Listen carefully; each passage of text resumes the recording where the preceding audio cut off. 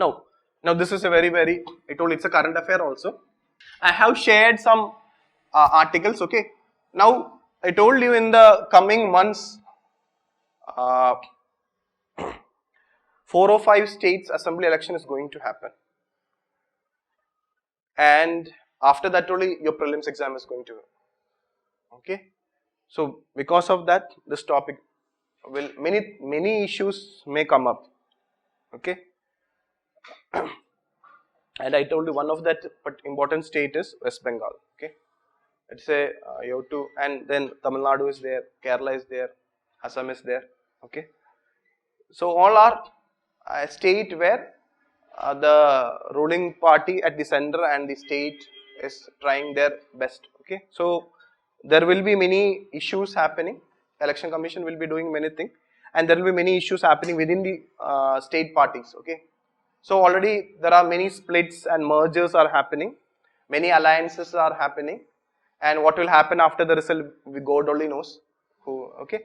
So you have to see it, okay. Anyway, now coming back to the one important point I discussed, okay.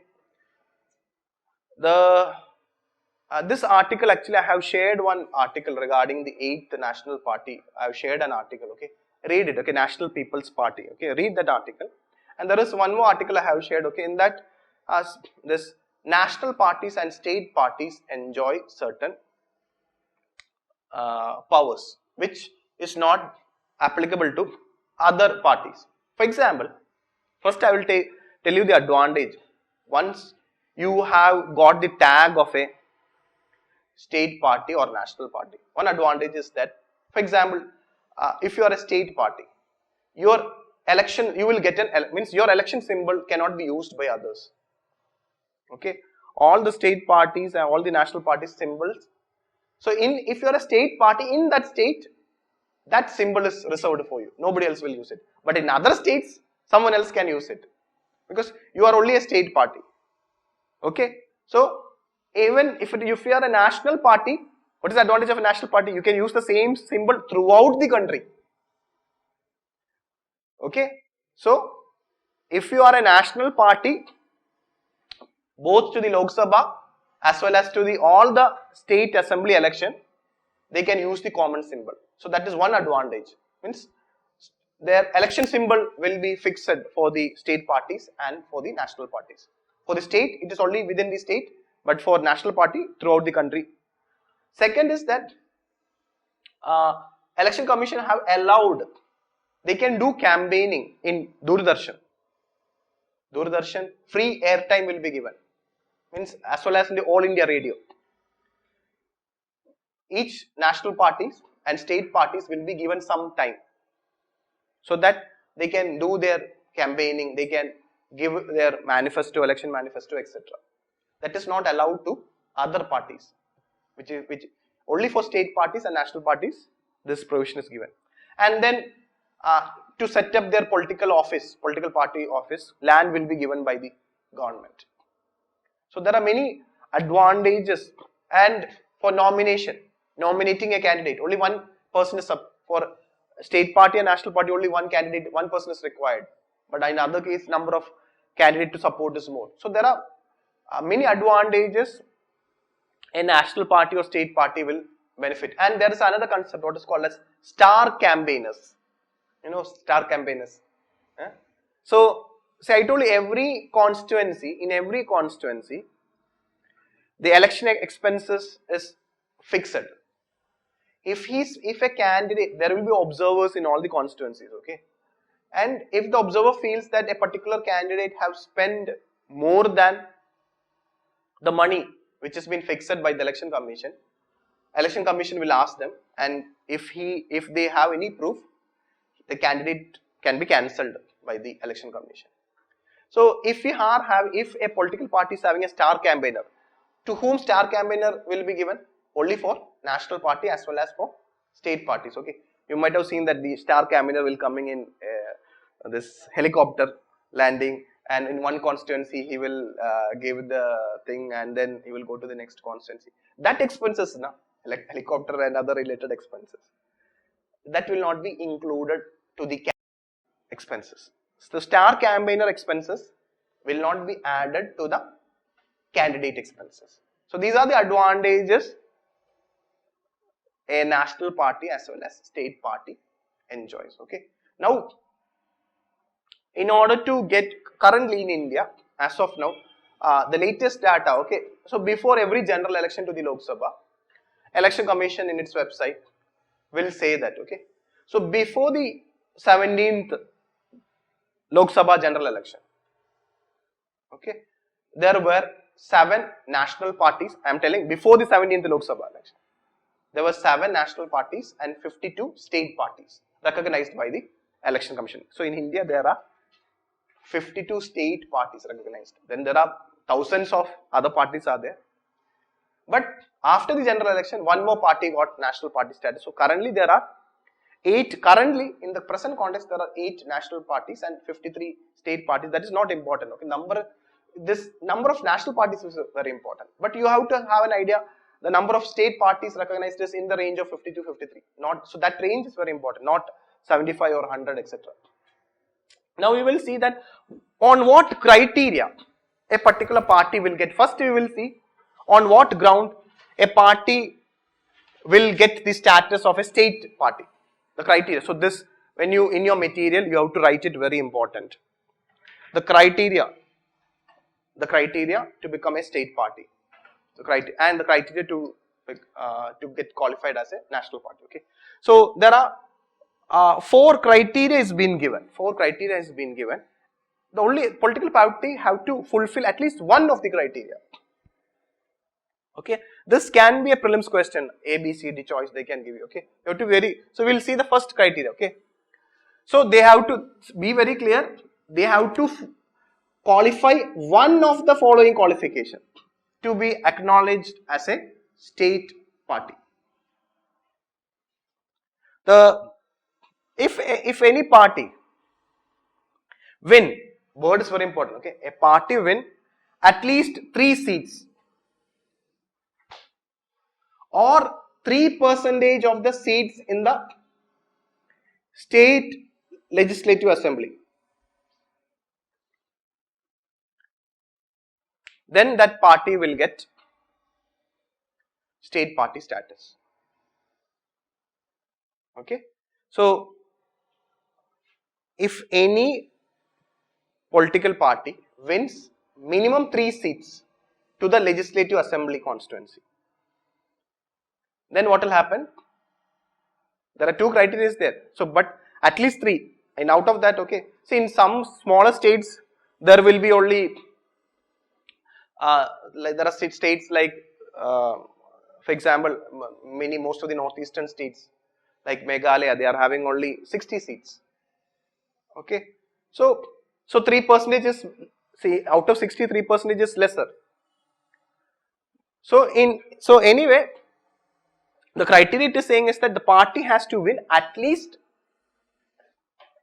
3 seats or 3% of the seats in the state legislative assembly. Okay. So in any way, if what I am trying to say is that if you win 3 seats in that particular assembly, to that assembly general election, you will get the state party tag. By who will give that? Election Commission of India. Okay. So this is one criteria. This is in relation to the state assembly election. Second criteria is it has to win. So it is, second criteria is in relation to Lok Sabha election. It has to win minimum 1 seat in the Lok Sabha for every 25 seats or any fraction of it. For example, take means out of 25 you have to win 1. See, in Kerala there is only 20 Lok Sabha seats. So any political party, if they win 1 Lok Sabha seat in Kerala, they will get state party status. Okay. Okay. So second criteria is in relation to Lok Sabha. For example, take the case of UP. In UP there are 80 seats are there. So if in UP if one seat is there in UP, means they will not get. In UP, any party win 1 Lok Sabha seat out of 80, they will not get state party status. They have to win at least, so 1 is means out of 25. So not 3 is also not sufficient.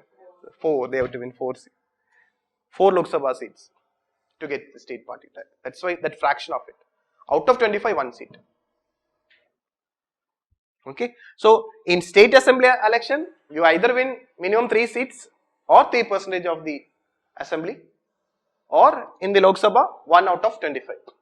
So first understand the criteria, then we will see that how long this tag will remain. Okay, means if a party get a national party status or state party status, how long it will continue. Okay. So second criteria we discussed. Now third, so in a particular election, so first criteria it's in relation to assembly election, second criteria is in relation to Lok Sabha election, third is they are not mentioning. They are saying that it can be a Lok Sabha election or a assembly election. So in a particular election, the party has to bag at least 6%. Party has to bag at least 6% of the total votes and win. So this third criteria can be divided into 2 criteria. Third can be, that is at least, I am writing 3A and 3B. At a party getting at least 6% of the votes and win 1 Lok Sabha seat, or get at least 6% of the votes and win 2 legislative assembly seat. So in the third criteria, okay, in the general election to the Lok Sabha, so this is a possibility now.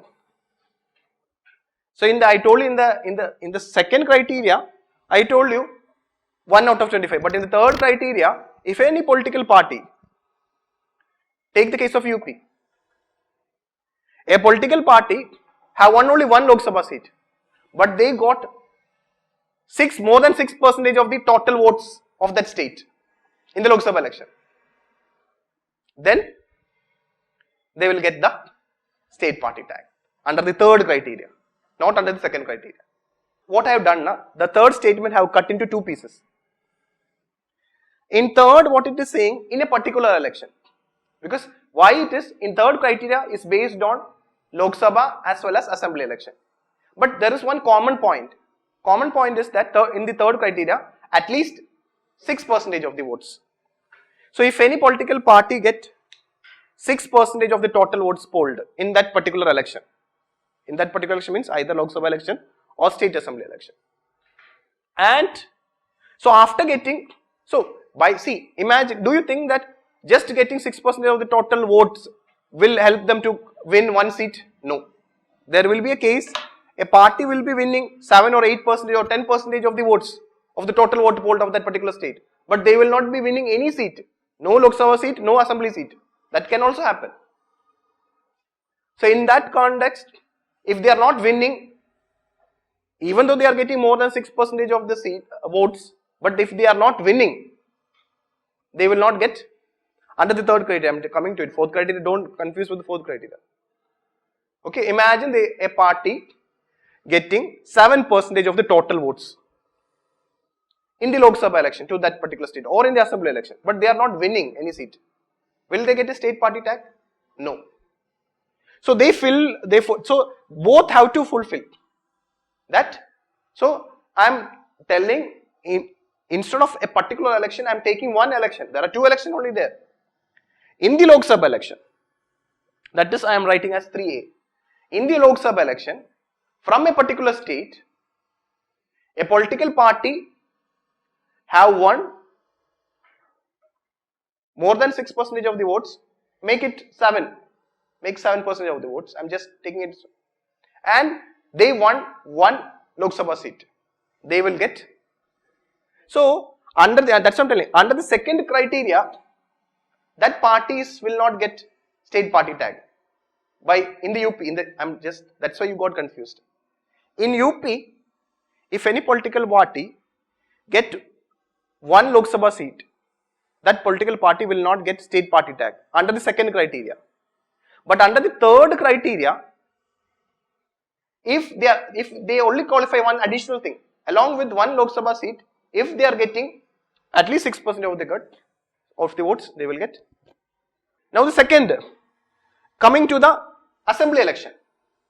In assembly election, along with 6% of the vote, minimum 6% of the vote polled, they should win not one seat, they should win 2 assembly seats. Now the last one. Now this is very interesting.